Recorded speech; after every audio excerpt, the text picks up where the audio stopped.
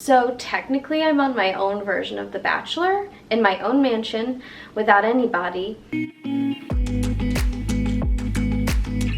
Dating before quarantine was fun. I love dating. Dating during quarantine sucks. I'm talking to some people on Hinge and I have been struggling with the fact of, do you think we'll meet after we're all out of here? So right before the quarantine, I actually had a date. Literally, I believe it was the day before everything was shutting down. As I was going home through Grand Central, it was insane because there was no one there. Usually it's packed, but that night I think there was only 5 people, including myself, which really showed me how serious COVID-19 was getting. I started using dating apps about 7 months ago when I moved to New York City. I've gone on probably around 2 to 3 first dates every month while still talking to a handful of guys. So none of these first dates were really leading to anything until about a month ago. I matched with a guy named Henry, and on that first date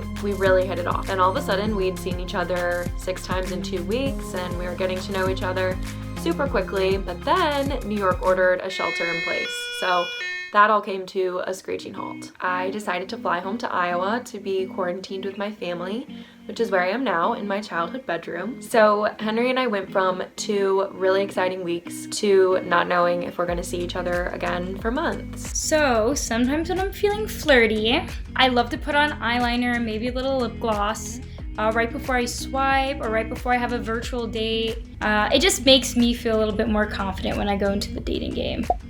I would say starting a conversation on dating apps have been almost easier in a sense, because making openers like, oh, hey, how's the quarantine going, is pretty effective because everyone's going through the same thing and it's super relatable. The quarantine opens up a different vein of conversation, things that are more serious. So for example, socializing, healthcare, and things like that can be brought up into the conversation more casually, which is really nice and really refreshing. And I guess in times like these, it's kind of like putting emphasis on the things that really, really matter in our society, which is cool and also great to know in any potential partner. Quarantine has changed my online dating experience, definitely, because you don't know when to go on a date or how to go on a date. I was talking to a guy before quarantine and we were supposed to meet during St. Patrick's Day, but that didn't happen. And I recently reached out to him to see if he was still interested in meeting me,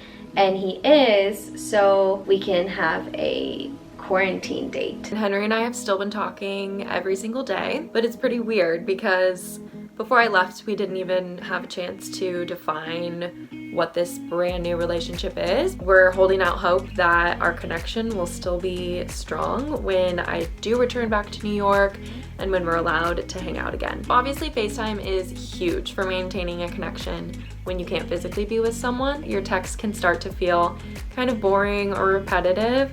So picking up the phone and hearing his voice, seeing his face, and remembering why I felt such a strong connection initially is super helpful. So the date happened and I had really, really high hopes, which, I feel like you always do. And it was really weird. We decided we were gonna cook dinner together, and then I was like, too much pressure. Like, let's just cheers to the camera and have a good little cocktail hour. And it's going smooth. We're asking each other questions. I mean, we sort of know the answers too because we've been texting. Hey, how you doing? What you up to? Nothing much, just in quarantine. And his body language was just a little weird and off-putting, and it just turned me off. So who knows? Okay, next one.